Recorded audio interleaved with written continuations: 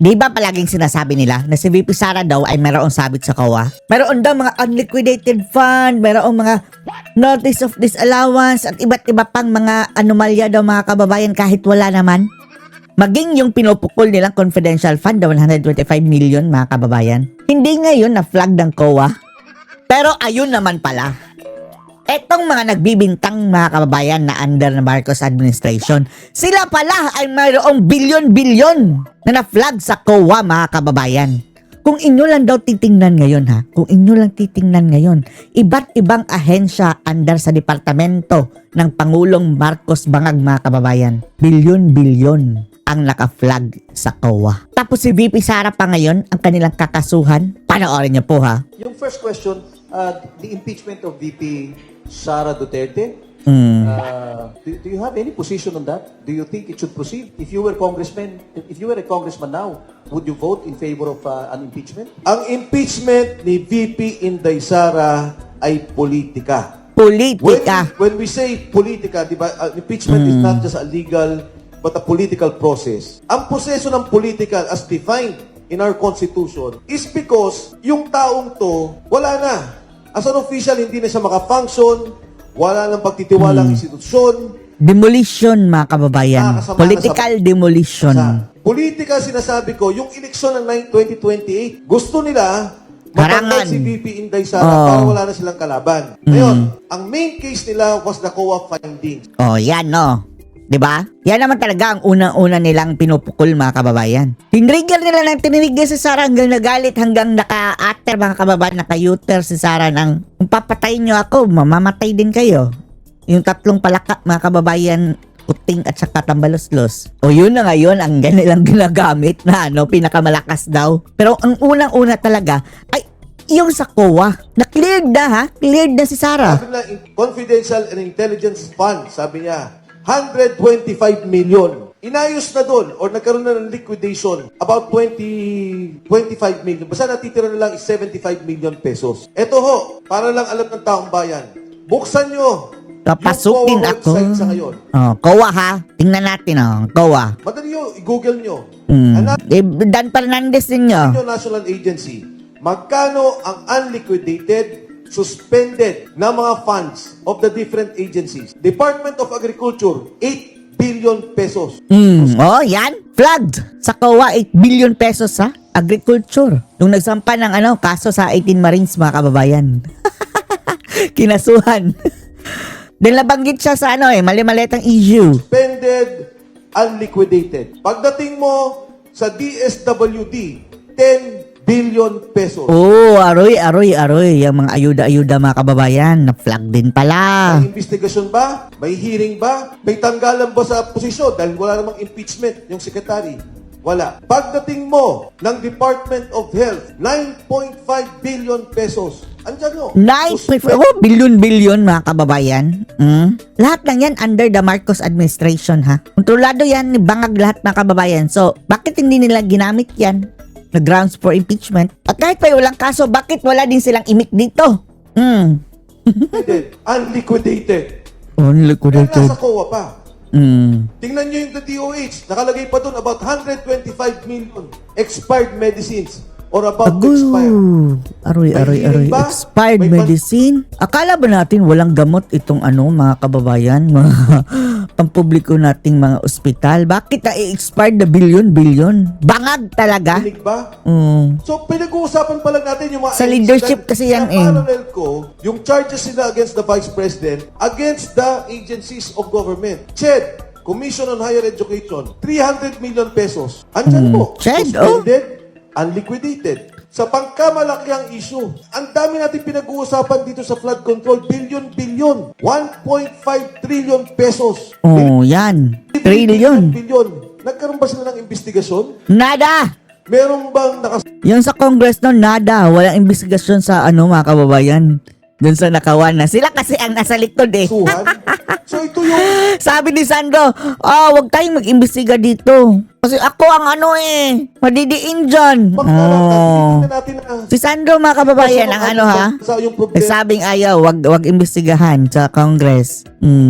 ng korupsyon o yung investigasyon na gusto nila. Ginigipit nyo yung isang vice president na hindi pa nga nakasuhan, pending sa COA, 75 million. And yet, yung maraming kaso sa ngayon ay hindi nyo pinapansin. Hindi nyo binibigyan pansin dahil sadya ayaw nyo lang tumakbo sa 2028 si Inday Sara Duterte. In short, Kong Mike, you're not in favor of impeachment. Natural! The Vice President, you're not in favor. You know, when we filed against, nung nag-file yung Makabayan Black, Oo. di ba? Sabi ng Makabayan Black, we will file. Sabi ko, I respect that. I respect that. But for Congress, Natural, ang Makabayan Black mga kababayan ano yan nakalinyada yan doon sa mga makakaliwa mga kababayan, pati sa mga ideology ng mga komunista na siya namang madudurog mga kababayan kapag si VP Sara na ang presidente. magkaroon ng hearing kay VP, hindi nila pinakinggan, walang substance yung kay Presidente Marcos, kalokohan. Talagang bias, kalokohan. Bias! Political, in a sense of the elections for 2028. At dyan mga kababayan, another na naman yan. Disgrasya na naman sila sa Supreme Court, tapos sasabihin na naman nilang nag-overreach ang Supreme Court. Iiyak naman sila. The dynamics yun, you and I know as politicians. You and I know. House, last question na lang, Mike, before we go into Q&A. Do you still consider yourself an activist for social reforms? And what is your stake? Kung halimbawa, successfully itong ginagawa ninyo, and for some reason or another, the Marcos administration is ousted or fall, do you have any stake in that situation? Alam nyo, Kong JV, tayong dalawa nag-Congress. Nung panahon natin, di ba sasabihin ng national, ng executive, meron kayong 70 million, 30 million ilagay nyo sa soft, yung mga tulong sa ospital, tulong, 40 million maglagay kayo ng mga budget nyo for hard projects, infrastructure. At that time, binabatikos na tayo. Bakit may pondo Kongreso? Bakit kayo meron ganyan? Ang Maliit pa lang yun ha. How much more ngayon mga kababayan na bilyones na kada isa. prinsipyo naman nun, Tapos SOP niyan, grabe, up to up to 70%. because Diyos ko. may mga proyekto na baka hindi nakikita ng nasyonal, kailangan nating ayusin. Like sa distrito ko, problema ng patubig, problema ng passbook lang, kuryente, tutulong ka. Ito yung mga maliliit na problema na hindi na tinitingnan ng national government. Anong nangyari dito? Ngayon Kung magugulat ka, Congressman, lahat kayo, tig to 2 billion pesos. Grabe no. Automatic na pala mga kababayan mga buaya. 2 billion na each. Wala na CD. Hindi na insertion. Simula pa lang. Sa Oo. National Executive Program pa lang, What do they call Meron na. Automatic na. Yung parametric formula. So, ang DPWH, bago pa siya gumawa ng budget, tatanungin niya yung mga congressmen, tig to 2 billion kayo. for DPWH? For DPWH, Ayun mga kababayan. Kaya pala mga buaya parang para ng mga robot mga kababayan.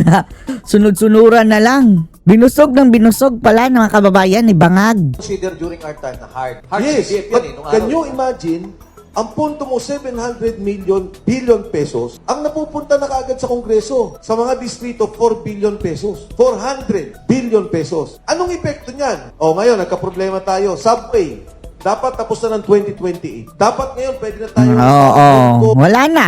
Ginurgor na ni Bangag. kung Japan bumabiyahe. Ginawa nila, kinuha yung pondo ng subway, inalagay sa unprogrammed allocation. Pagkatapos, yung kinuha nila, ayun, flood control ang ginawang proyekto.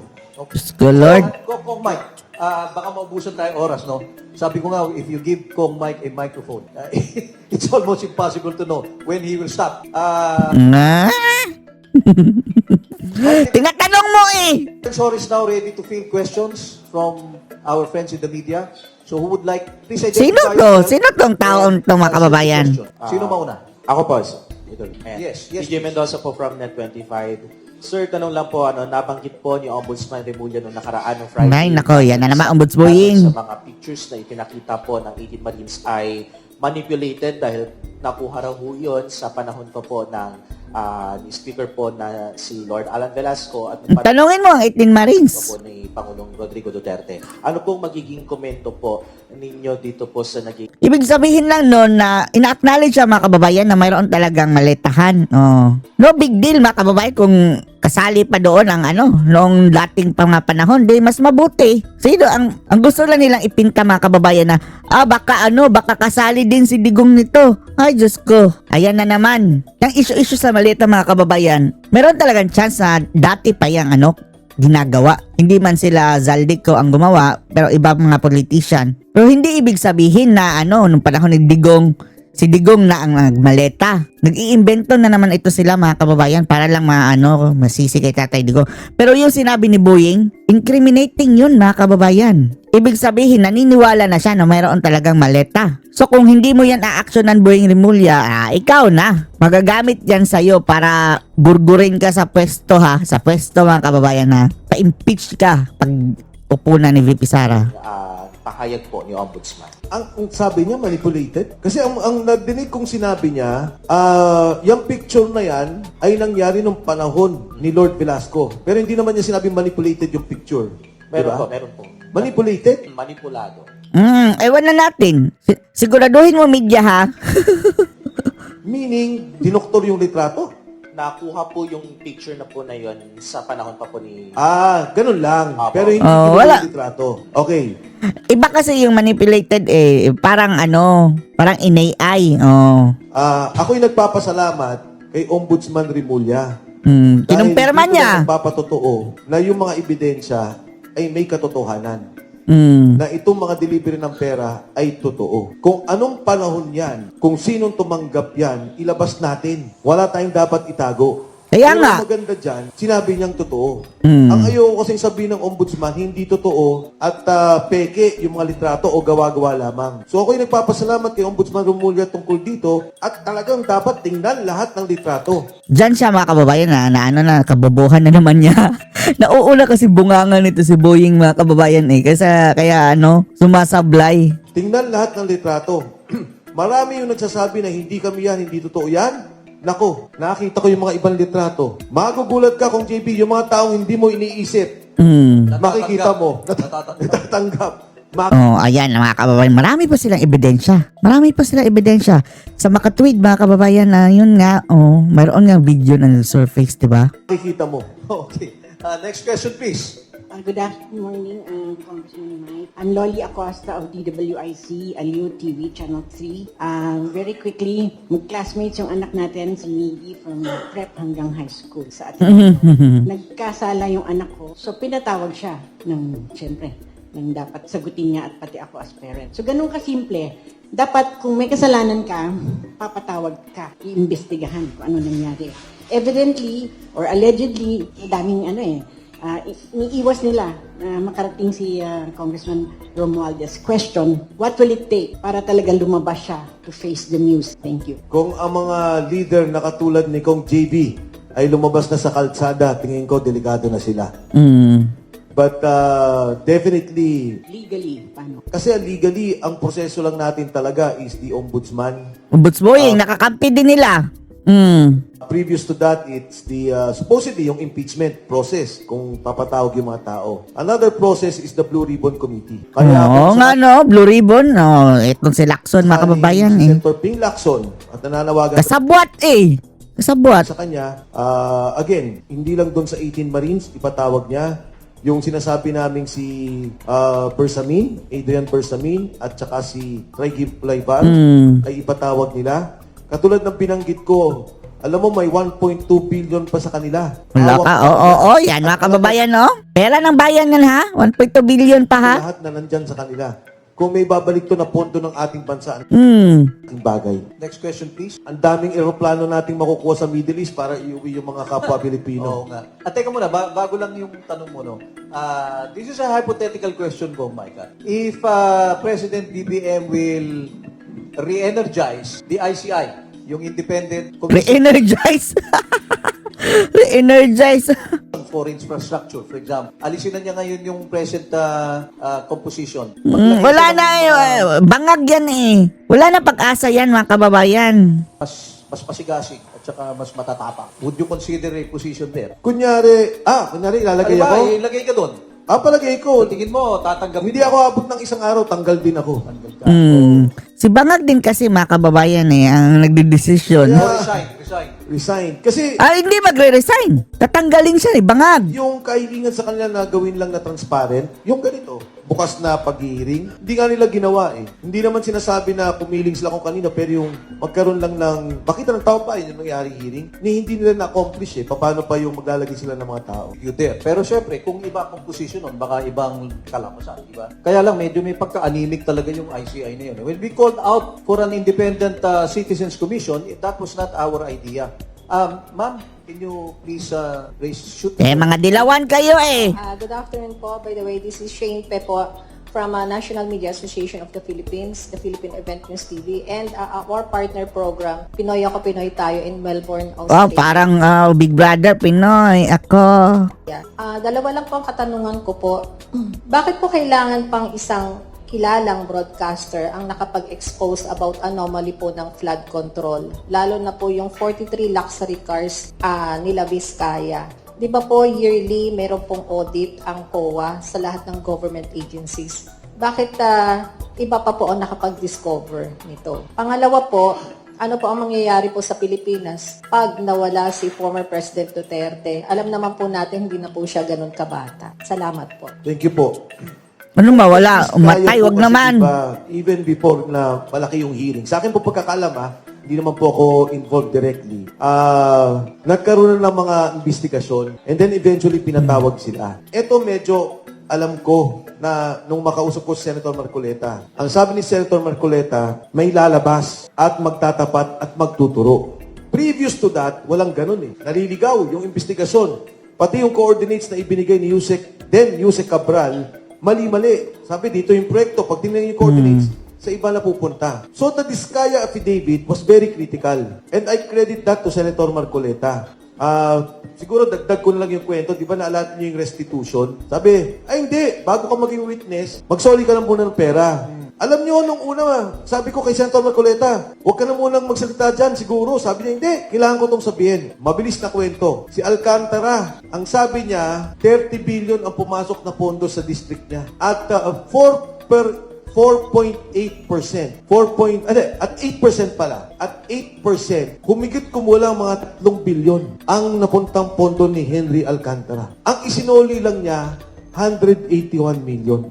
Ang liit. Kaya tama yun. So yun kay Vizcaya. Pangalawa, tanong nyo kay Duterte, alam nyo, yan ang pagkakamali ng administrasyon. Madalas ko yan sinasabi, sa kasaysayan ng ating bansa, 3 ang matatandaan ng sambayan ng Pilipino na pagkamatay ng mga leader. Si Jose Rizal, sa Luneta, hindi naman po siya presidente, naging bayani. Si Ninoy Aquino, pinatay sa Tarmac, naging bayani. Eto si Duterte, kinidnap ng sarili niyang bansa, hindi pala bansa, kinidnap ng sarili niyang gobyerno, nilitis ng banyagang korte sa ilalim ng banyagang batas.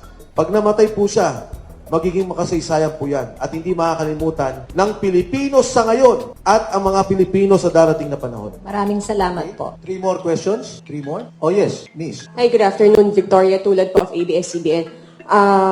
Sir, dun muna sa Blue Ribbon hearing, sabi po ni Senator Ping, he is not closing his doors para maimbitahan yung 18 ex-Marines. Pero sana raw yung statements nila reflect reality. He specifically pointed to the 805 billion pesos na imposible daw ma-deliver, so parang hindi siya realidad. Anong reaction niyo lang po doon? Ako po yung mismong affidavit na pinirmahan ng mga sundalo. Wala po ditong 805 billion. Wala naman. Yun lang naman ay sinabi nung kinikwento. And i-relay ko kung bakit At sabi ng mga sundalo, ako mismo kausap, 3 times a week ang delivery sa Aguado at saka sa Forbes sa Makati. Ang minimum delivery is 500 million. Ang maximum delivery is 4 billion. So mag-average lang tayo ng 2 billion per delivery. So every ilang buwan po yun? September, October, November, December ng 2022. 4 times 3, 12 deliveries. Diba? 12 deliveries. Tama ba? Pagdating mo ng 2023, 2024, meron kang 48 deliveries. Kasi 4 times 12, 4 na linggo sa 2024. Tapos 5 months in 2025. Pag pinagtugtong-tugtong mo yun, ganun kalaki yung halaga. Tapos pangalawa, bakit may picture? Kasi Ako, takanta-taka, bakit may picture? Alam nyo, naging normal yung walang hiyaan. Naging normal yung pagnanakaw na may proof of delivery na. So, ang ginagawa, nag-deliver ako kay Kong JB, eto boss, ang picture, isi-send sa boss nila, isi-send kay Kong JB. Kaya magugulat kayo, anong hawak na ebidensya ni Saldico? Kasi ito, kanya-kanyang delivery. Kunyari, Kong, tayong dalawa, nag-deliver tayong dalawa dito. Tayong dalawa, nag-deliver doon. Iba ang picture mo, iba ang picture natin. Lahat ng yung pumapasok sa isang chat group. Proof of delivery. May ledger. Si Diskaya may ledger, if you recall. Si Saldico may ledger, if you recall. Ang bibigat ng ebidensyang ito na talagang ma-establish kung sinong nagnakaw. Kung Mike, hindi ba kung may ginagawa kayong parang kasi krimen na to kung totoo di ba? Kung nagdi-deliver ka ng pera ng gobyerno na ninakaw, you are in fact committing a crime. Di ba? It's a crime of plunder or bribery or whatever. Di ba? Bakit nila nililitratuhan? Boss, kasi at that time, hindi naman nila alam na nakaw yun eh. Hindi nila alam. Hindi. Kasi si How- Saldico, di ba, negosyante? Oo. Oo. So how do they know na ito hindi mga campaign contributions kasi 2022, Tama. di ba? Tama. How do they know na hindi ito sobra doon sa mga Tama. ibinigay ng mga businessmen o yung mga nagpopondo sa politika at ipinamamahagi na lang doon sa mga kung sino-sinong congressman? How do they know that? Tama. Hindi nila alam. Hindi nila alam. Hindi nila alam. Ang So lahat- it could be plundered money from the national coffers, but it could also be campaign contribution. Tama. Ba yun? Tama. I see. Okay. Tapos ano pala? Ang point mo lang, dapat imbestigahan. Kung si Mark Teksay, si Paul Estrada, at saka tatlo pang tao niya. Kaya mga critical, Adrian Bersamin, Trigib Olaybar, Paul Estrada, Mark Teksay, tsaka may tatlo pang aid. Kasi ang nangyayari sa kanila, ang delivery nung kung sino man, kung contractor ba yun, dadalhin doon sa Valle Verde. Tapos, This is the house of Saldico. Saldico. Ayusin nila yung pera, ikakamada nila, bibilangin, i-deliver na kay Saldi. Okay. From Saldi's place, i-deliver kung saan. Naalala mo, sinabi nila ni Gutesa, hindi ako nagsabi Ang sabi ni Sergeant Gutesa, isang beses po may nakita ko, ang nag-deliver mismo si Congressman Eric Yap. Okay. Baguio. Yung Baguio yan, no? Oo, 46 na maleta. I-times 50 million nyo. That's about 2 billion plus. Tapos daw, inakyat nila. Pag akyat, ibinaba. Sabi ko, bakit nyo inakyat ang dami-dami tapos magbababa kayo? Yung pala, nililitatuhan. Pag deliver, boss, delivered andito na. O pag deliver doon, ay bababa, boss, delivered na ito sa inyo. Proof of life. Proof Parang of ganon. delivery. Yung di ba sa Grab at saka Lalamove, Oo. may proof of delivery. Yan. Oo. Yun. Okay. Next question, please. Sorry, Follow up. a couple of questions Follow up. pa po. Sir, so kahit wala sa affidavit nila yung 805 billion, kapag kinumpute yun, yung mga na-mention nyo, hindi aabot sa ganung amount? Sabi nila, lalagpas pa nga. Pero ako, ayoko magbigay ng mga spekulasyon eh. Ang aking apela kay Senador Ping, pakinggan lang niya. Di ba? Kung may mali doon, kung nakikita niya may excessive, katulad si Kong JB, sabi nga niya, hindi pala nila alam na plunder. Hindi talaga nila alam. Inosente na alam nila, yung boss nila ang sinabing mastermind na nagnakaw. Sila ngayon nag-deliver ng pera. Dito nila dinideliver ang pera. Okay? So, their statement will stand sa Blue Ribbon Committee, Oh, definitely. yung 18 Marines. I can guarantee you, pag nagkwento itong mga to, Vicky, parang hindi sila nanginginig, hindi nangangatal, hindi nabubulol. Kwento talaga Kwento. Na ito yung nangyari, ito yung nakita namin. Sure, sorry. On a different topic, yung sa COMELEC, basically parang absuelto si Senator Marcoleta and kakasuhan daw po yung mga donor, including you. Anong reaction nyo lang doon, sir? Alam nyo, Kong, di ba tinanong mo kanina, anong plano ko? Wala akong plano.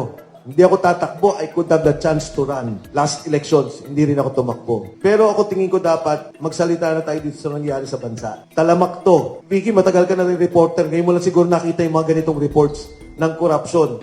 May mga nangyaring korupsyon talaga. May mga problema. Pakurot-kurot. Pero ngayon lang to. Ngayon I lang agree with to. you. Ngayon lang to. Na organisado na napakalaki. Napakalaki. Ang kaso ko ngayon, 5 na. Kahapon, tinuspinde yung aming negosyo mismo. Anyway, sasagutin ko yan sa DNR. Meron kami negosyo, we have a license, and kami lang ang may lisensya sa Department of Environment and Natural Resources. Mining ba to? Quarrying. Quarry. Quarrying. Quarrying. Oo. Naintindihan ko yung mga taga-DNR. Mahal ko sila, naintindihan ko ginigipit sila. Pero kailangan ko rin ipagtanggol, hindi yung aking sarili, pero yung mga empleyadong nawalan ng trabaho. Nung nasuspend kami, we had to talk to them yesterday na kailangan magkaroon muna ng pagtatanggal sa trabaho. Nag-iiyakan kasi alam nila politika. Nag-iiyakan dahil alam nilang wala kaming ginawang mali. Pagkatapos, kinakasuhan nga kami nung kay Senator Trillanes, I believe, and General Anyo, ng isang salaysay na nanggaling sa kapwa nila sundalo, na walang motibasyon, walang kinita, ang pangarap din at ang gusto rin ay ayusin yung ating bansa. Itong pangatlong kaso ko, natatawa ako. Sabi ko kay Senator Marcoleta kagabi, bakit kami nagkakaso, ikaw absuelto? Pero mo siya yung kandidato, yung sa SOSE, kami yung contributors, siya, wala ng cast based on the Piñera Doctrine that he was still not a candidate. And yet, the contributors, nagkaroon ng kaso. Parang ano ba to? Paano ko ihahantulan? May tumaan na matanda sa lugar ng hindi dumaan sa pedestrian lane. Nakita niyong tatlo, inalalayan niyo yung matanda. Kasi matanda eh. Baka tamaan. Ang nangyari, yung matanda, hindi kinakuso ng jaywalking. Kayong tatlo nakasuhan ng jaywalking. Baka walang presyo. Hindi, palagay ko. Kaya kami nagkakaso dahil nandun pangalan ko eh. Oo. Kasi kay Senator Marcoleta raw, malakas ang pressure eh. Sabi ni Senator Ping, meron daw siyang information na may naglalabi to be able to acquit Senator Marcoleta in the COMELEC. Kaya daw hindi mailabas-labas. O Kasi siguro, ano na siya? Acquitted na siya, di ba? acquitted na siya, oh. Eh, yun na nga. Probably. Ako po'y nananawagan kung sino po naglabi kay Senator Marcoleta, Nailabi pakilabi ka na na rin po rin. kami. Isama niyo na rin po kami. Pero ano masasabi niyo dun, sir? Unfair? Of course, double standard. Ang Piñera Doctrine kasi, ang sinasabi niya, yung sabi ni Marcoleta kasi, noong panahon na tinanggap ko yung kulong, hindi pa official campaign period. Yun yung basis the legal basis of that. Pero sabi nung COMELEC, tama, wala kang kaso. Pero yung nagbigay sa iyo nung panahon na yan, may kaso. Kung nagbigay kami sa nagtulong sa isang hindi kandidato dahil hindi pa official campaign period, paano naman kami nagkakaso? And in truth and in fact, meron naman kaming donors tax to that effect na talagang para to show good faith. Wala naman kami tinatago. So, yun nga, para bang yung nangyari, yung aso, walang kaso, yung mga tuta, nagkakaso. Actually, if my own take on this COMELEC resolution is that the COMELEC committed grave abuse of discretion amounting to a lack or excess of jurisdiction. Kasi you cannot do indirectly what the law requires of you directly. You cannot violate it. So if I were Congressman Mike, I will file a petition for certiorari before the Supreme Court and ask them to reverse that para matanggal na kayo at si Senator Marcoleta na lang. Walang kaso. Dismiss na yung kay Senator. Eh. No, it doesn't constitute jeopardy eh. It does not. Kasi administrative lang yung nature nung COMELEC resolution na yon. Otherwise, kung yan ay criminal, then the COMELEC can file, can treat it as a criminal offense. Pero ang tingin ko dyan, administrative lang eh. Hindi siya talaga criminal. And besides, even if COMELEC dismisses it, it is only at the stage of fact-finding and preliminary investigation. It cannot constitute a jeopardy. So walang double jeopardy dyan. It would have been different if the case was elevated to the court, and it was the court that's it. Anyway, yes. Sorry, last na lang po. Sir, bakit hindi niyo raw ni-report yung inyong donation, yung point ng COMELEC, kaya kayo kakasuhan, and ano po ang legal action na gagawin? Yun nga, ang sabi nga ng COMELEC pati nga si Kadante, ang sabi sa kanya, hindi siya candidate, so hindi niya ni-report. Yung contributor, ang kinasuhan. So, I think, yun nga, double standard talaga yung yung naging treatment ng COMELEC. And, nasagot naman kami doon. Ako natatawa na lang talaga kasi parang pilit na pilit sa akin eh. COMELEC had to look for escape. Apparently, kayo nakita. Sana naman kung ikukulong nila ako, wag naman election related. Parang hindi matapang ang dating. So kaya hindi niyo ni-report, sir, kasi hindi pa kandidato si Senator Marcoleta? Yun yung nakita kong desisyon eh. Na parang yung Piñera Doctrine, sabi na, he was still not a candidate. That was the one used by Senator Marcoleta and upheld by the COMELEC. Pero yun nga, kami naman tinamaan. Thank you very much. Last question na ba yan? Okay, two more. Yes, sir. Good afternoon, sir. Ed Tanho ng Road News Tabloid. radyo na, TV pa. Sir, Kong Mike, nais ko hong malaman kung bakit ganon. Yun hong lumabas yung 18 Marines, kaagad-agad, babalik pa ho sa alas 4. Imbestigahan kaagad. Samantalang yun hong kanilang sinusumbong, wala lang, sitting pretty lang. Bakit ganon, Kong? Hindi ko rin po naintindihan nung magharap-harap kami sa NBI kasi ang una namin tinignan yung ombudsman deputation. In fact, tinignan ko pa but deputation, kala ko wrong spelling. Yung pala talagang deputation was the term used, not deputization. And in the discussion, ang sabi ng ombudsman, i-establish lang ang identity ng mga tao. Tapos, ang sumunod na sinasabi nila, credibility validation. Sabi ko, di ba ang credibility namin, at particular sa mga sundalo, empleyado sila ni Saldico. Nagtrabaho sila kay Saldico at dati silang ex-marine. So, on the basis of that, yun ang kailangan na nilang gamitin na tingnan yung nilalaman ng sinasabi.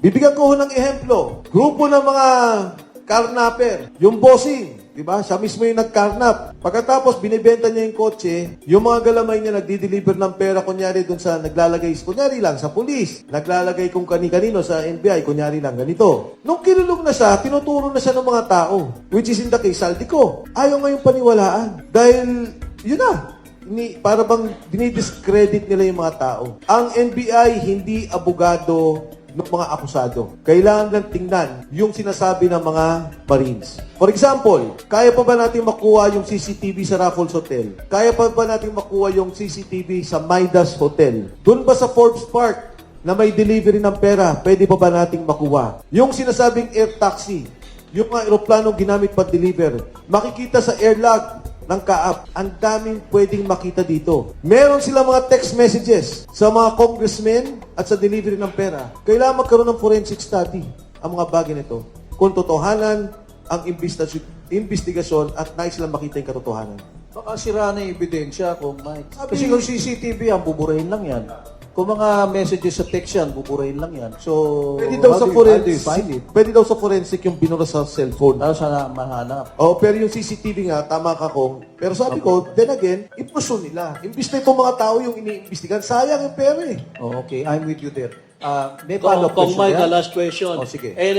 Yung Pilipino sa era na naipit sa gera, kawawa naman ho.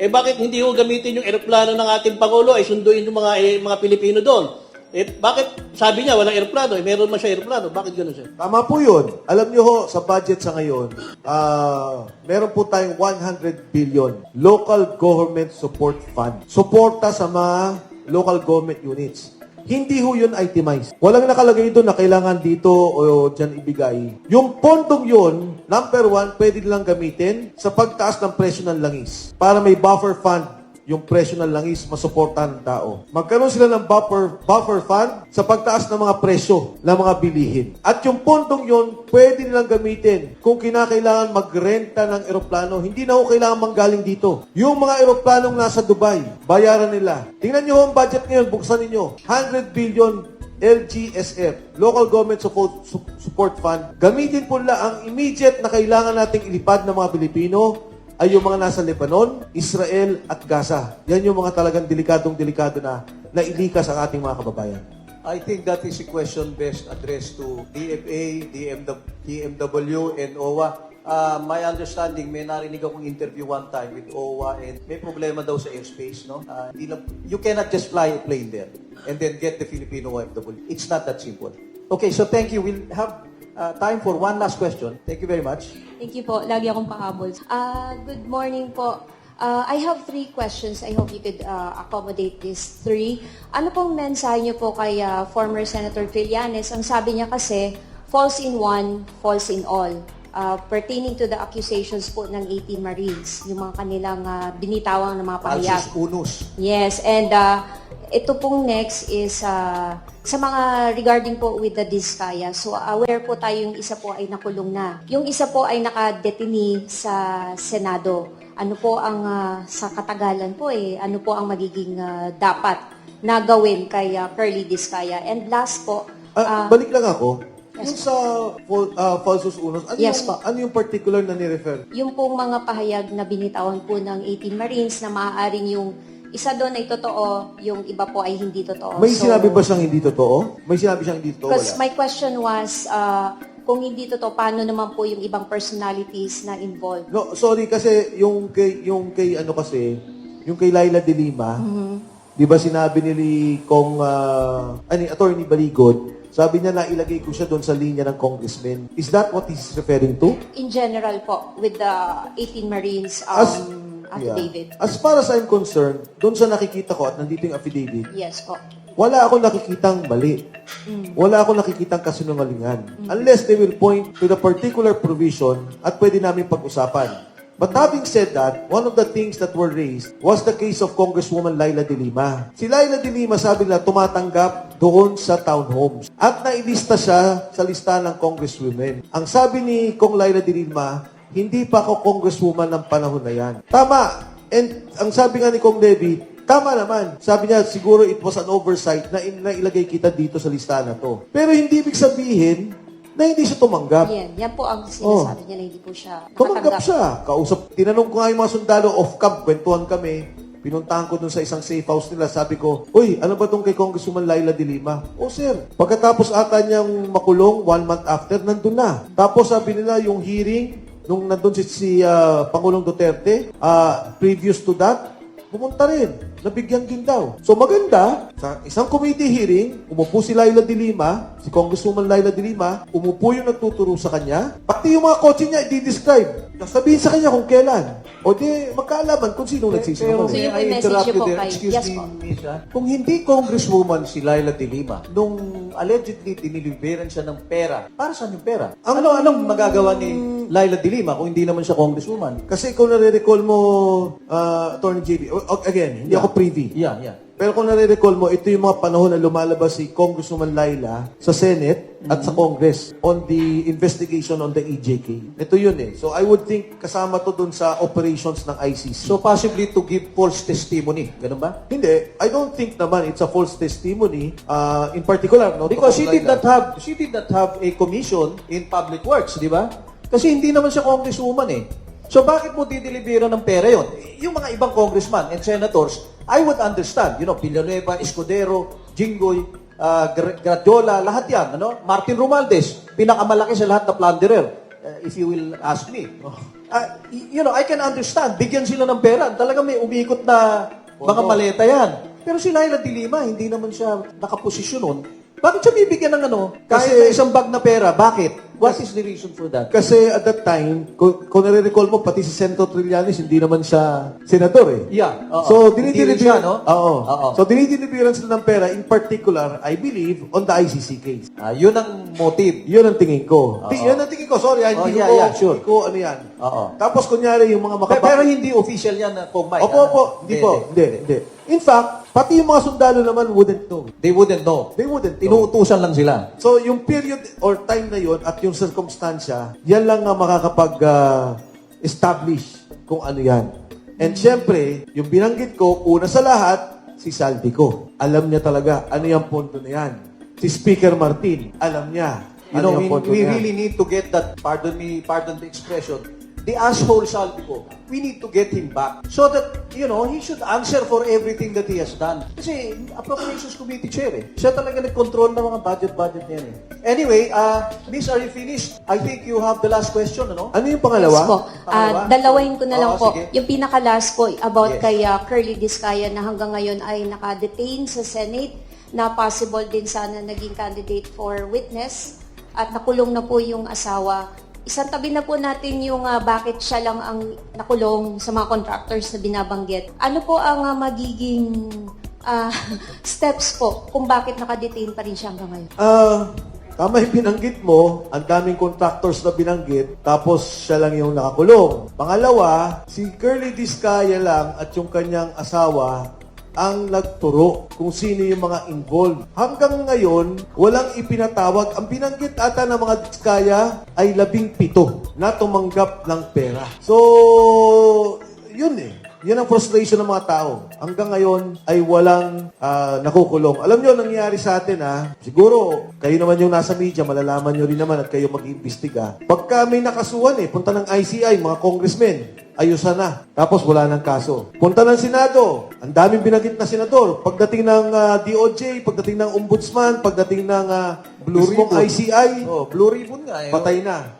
As early as December, nagsalita na yung abogado ni Speaker Martin Romualdez. Ang sabi niya, there is no basis even for an investigation against Speaker Martin Romualdez. So ito po ang nakakalungkot na yugto noong nangyayari sa ating bansa. Pero ang paniwala ko, hindi ho yan tatahimik. Hindi yan titigil. Dapat. Ang tao talaga magtutulak at magtutulak pa rin. Negative 47 na si Pangulong Bongbong Marcos. Negative 47. Huwag niyang pabayaan umabot siya ng lagpas negative 50. Huwag niyang pabayaan magkagulo-gulo tayo. Ano ba si GMA nung during the most unpopular period? Negative 50? Hindi si GMA, ano pa nga siya eh. Well, Nag-negative din siya di ba? Oo, hindi ko nakita yung hanggang huli. Okay. Pero ang recollection ko kay GMA, negative 1, negative 5, gumanon eh. Okay. Although, net versus trust. Oo. Etong kay BBM is negative 9. Negative 9. Pero mabigat na yung negative 47. Pag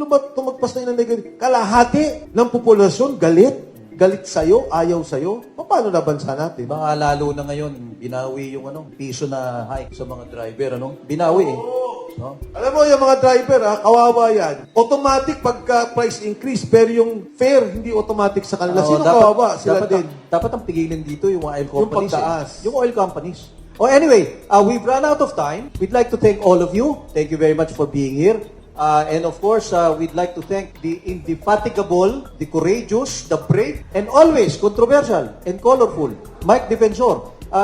Kong Mike, Secretary Mike, can you give your closing statement before we close? Kong JV, maraming salamat sa pagkakataon. Of course, kay Richard, ating mga kasama. Sa ating po mga kasamaan dito Pilipino, alam ko naman sa mga kapulisan, sa mga sundalo, kayong mga nasa media, alam niyo yung sinasabi ko. Alam niyo yung pinupunto ko. Sa panahon po ngayon, dapat tanggalin na natin yung politika. Walang dilaw, walang berde, walang pula. Kailangan tayo magkaisa Kailangan nating tingnan at sagutin ang problema ng ating bansa. Masyado nang malala ang korupsyon. Itong pontong to sana, magagamit natin sa ngayon, sa gitna ng krisis na kinakaharap natin. Pero ano nangyari? Magulo ang ating bansa. Walang kumpiyansa ang mga negosyante, maraming nawawalan ng trabaho. At ngayon, ginagamit ang puwersa ng gobyerno para kitilin, pondo, puwersa, para patahimikin yung mga nagsasalita ng katotohanan. Yung nagsasabing, pakinggan nyo naman, ano ba itong mga sinasambulat ng mga 18 Marines? Patawag nyo naman yung mga opisyal ng gobyerno, E.S. Persamin, Pangandaman, Yusek Adrian, Yusek Traigib, dahil ito yung makakapagbigay ng katotohanan sa ating bansa. Sa inyo po lahat, maraming salamat. Tuloy ang laban.